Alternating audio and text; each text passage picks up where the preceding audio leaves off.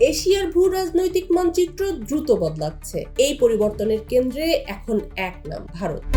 2025 সালের এশিয়া পাওয়ার ইন্ডেক্স বলছে মার্কিন যুক্তরাষ্ট্র ও চীনের পর এশিয়ায় তৃতীয় প্রভাবশালী শক্তি এখন ভারত।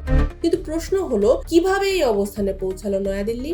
এশিয়া পাওয়ার ইন্ডেক্সে ভারত প্রথমবারের মতো প্রধান শক্তি হিসেবে স্বীকৃতি পেয়েছে। এই সূচকে অর্থনৈতিক সক্ষমতা, সামরিক শক্তি, কূটনৈতিক প্রভাব, ভবিষ্যৎ সম্ভাবনা সবকিছু মিলিয়ে বিচার করা হয় একটি দেশের অবস্থান। আর এসব ক্ষেত্রেই উল্লেখযোগ্য অগ্রগতি দেখিয়েছে ভারত। ভারতের শক্তির সবচেয়ে বড় ভিত্তি তার অর্থনীতি। বিশাল অভ্যন্তরীণ বাজার, গ্রামীণ আয় বৃদ্ধি এবং তরুণ কর্মক্ষম জনগোষ্ঠী ভারতের প্রবৃদ্ধিকে দিয়েছে গতি। 2025 সালের ইন্ডেক্সে অর্থনৈতিক সক্ষমতা ভারত ছাড়িয়ে গেছে জাপানকে এবং উঠে এসেছে এশিয়ায় তৃতীয় স্থানে। সামরিক শক্তিতেও ভারতের অবস্থান দৃঢ়। বিশ্বের দ্বিতীয় বৃহত্তম সক্রিয় সেনাবাহিনী এবং শীর্ষ 5 প্রতিরক্ষা বাজেটের একটি ভারতের। বিশেষ করে সাম্প্রতিক সামরিক অভিযানের পর আন্তর্জাতিক অঙ্গনে ভারতের সক্ষমতা ও আত্মবিশ্বাস নতুন করে আলোচনায় এসেছে।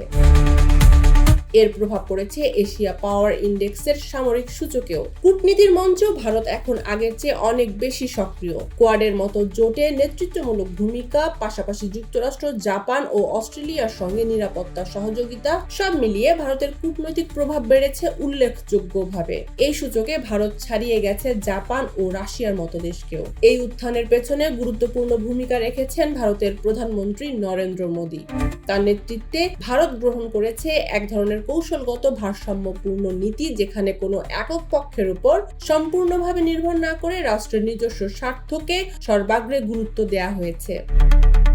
একই সঙ্গে দেশের বিপুল পরিমাণ জনগোষ্ঠীকে দক্ষভাবে কাজে লাগিয়ে অর্থনীতি ও প্রযুক্তি খাতে উল্লেখযোগ্য অগ্রগতি অর্জন করেছে ভারত।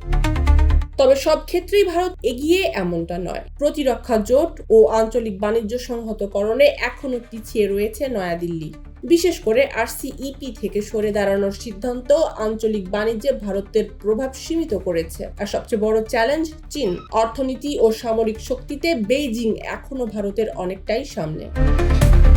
সব মিলিয়ে ভারত এখন শুধু উদীয়মান শক্তি নয়, এশিয়ার এক স্বীকৃত প্রধান শক্তি। অর্থনীতি, সামরিক সক্ষমতা ও কূটনীতিতে নয়াদিল্লির অগ্রগতি চোখে পড়ার মতো। তবে সামনে পথ এখনো দীর্ঘ। চ্যালেঞ্জ মোকাবেলা করেই ভারতকে ধরে রাখতে হবে এই অবস্থান। এশিয়ার শক্তির রাজনীতিতে ভারতের পরবর্তী অধ্যায় এখন সময়ই বলে দেবে। আন্তর্জাতিক ডেস্ক, নতুন কাগজ।